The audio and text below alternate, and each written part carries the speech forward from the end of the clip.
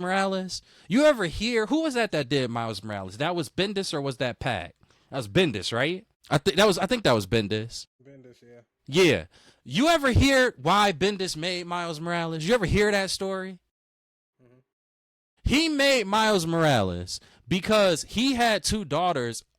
He had an adopted daughter, I think. Not two daughters, but he had a daughter that I believe he adopted. Either that or he is in a biracial relationship. I really don't know, and I'm fuzzy on the details exactly how he has a daughter of color. But he wanted to make something that she could resonate with because he saw the disparities within the comic book realm. You see how much effort he put into the story of Miles Morales?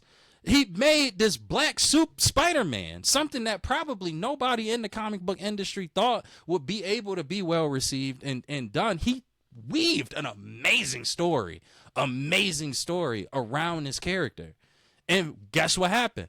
A lot of fans liked him. Now, again, do you get those people that have vitriol just because it's a person of color? Yes, you do. Because if you look at the nerddom out there with Miles Morales Spider-Man, it's a lot of people that hate him.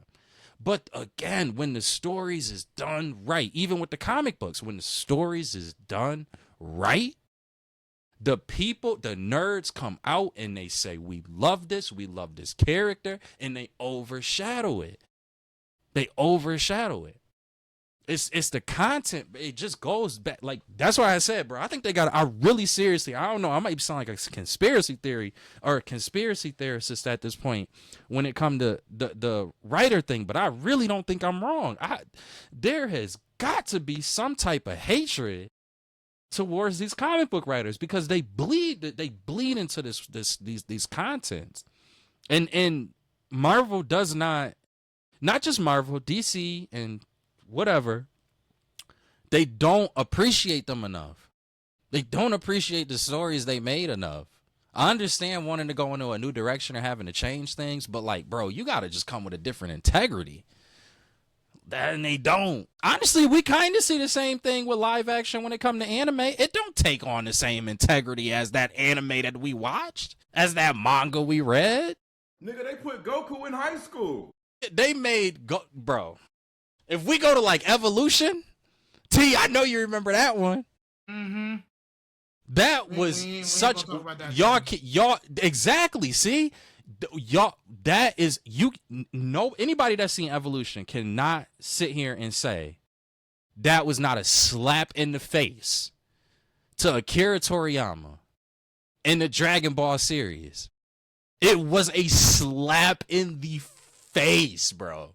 Like, it's even, like I said, even in animation, this is the case. And then again, this is a deeper, darker rabbit hole, and I'll leave it. But this is not just in the translation to their material. When you get to the big screen, this also happens in their pay. This also happens in their work hours. This also happens in their creative direction. The writers do not get appreciated. They do not. And they the ones who make us tear up when we read a comic book. They the ones that make us feel super heroic or want to go do something super heroic when we get done reading a comic book. They the ones that make people go out there and get a tattoo of Batman symbol or Superman symbol because they felt connected to stories from the 60s, 70s, 80s, 90s, 2000s. It's those people that make us connected to these characters, and they the ones that get the least respected. That is, I don't know. So, yeah, bro, I don't think that the problem is necessarily the people who have vitriol.